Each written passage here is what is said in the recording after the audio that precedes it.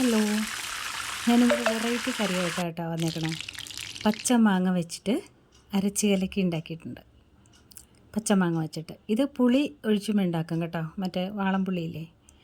ഇന്ന് ഞാൻ എടുത്തേക്കണത് ഒരു മാങ്ങ, പച്ച മാങ്ങ വെച്ചിട്ട് ഒരു അരച്ച് കലക്കി.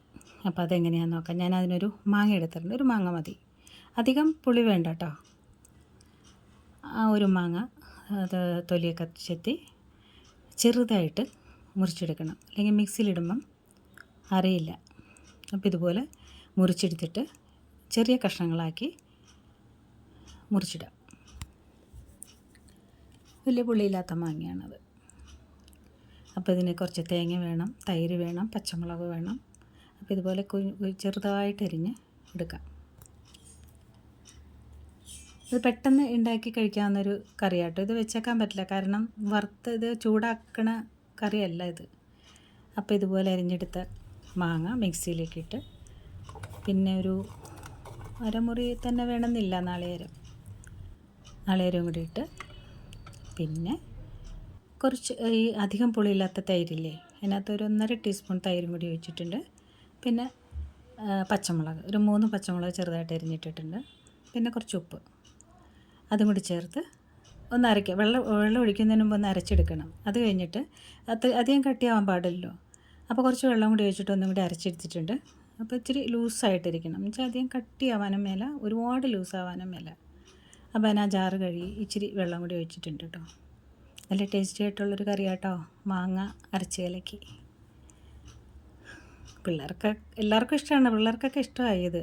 ശരിക്കും ഇതിന് പുളി അധികമായി കഴിഞ്ഞാൽ നമുക്കൊരു ഇച്ചിരി പഞ്ചസാരയും കൂടി ചേർത്ത് കഴിഞ്ഞാൽ നല്ല ടേസ്റ്റ് ആയിരിക്കും.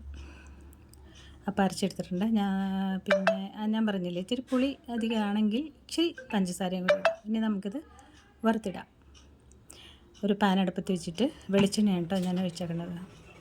വെളിച്ചെണ്ണ ഒഴിച്ച് കടുകിട്ട്, ഉലുവയിട്ട്, വറ്റൽമുളക് മുറിച്ചിട്ട്, കുറച്ച് കറിവേപ്പിലയും കൂടി ഇടും. ആദ്യം കടുകിട്ട്, പിന്നെ ഉലുവ ഒരു പ്രത്യേക ടേസ്റ്റാണ്.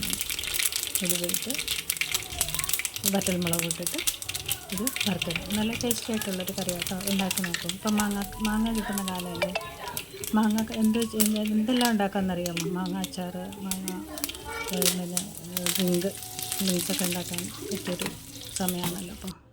അപ്പോൾ ഇന്ന് ഞാൻ മാങ്ങ വെച്ചിട്ട് ഇതുപോലെ ചെയ്യും കേട്ടോ. നല്ല ടേസ്റ്റി ആയിട്ടുള്ളൊരു കറിയാണ്, നല്ല ടേസ്റ്റിയാണ്. നല്ല വേറെ ഒന്നും ചേർക്കില്ല, മുളക് പൊടി ചേർക്കില്ല, മഞ്ഞൾപ്പൊടി ചേർക്കില്ല. എന്നിട്ട് ഇത് ചൂടാക്കില്ല, എന്നുവെച്ചാൽ തിളപ്പിച്ച വെള്ളത്തിൽ ഒഴിച്ചാണ് ഞാനിത് കലക്കിയിരിക്കുന്നത് കേട്ടോ.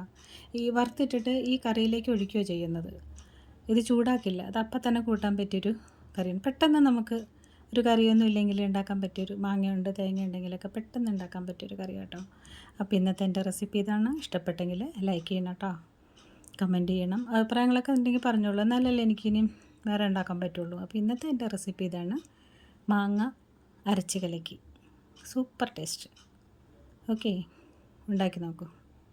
Okay, thank you.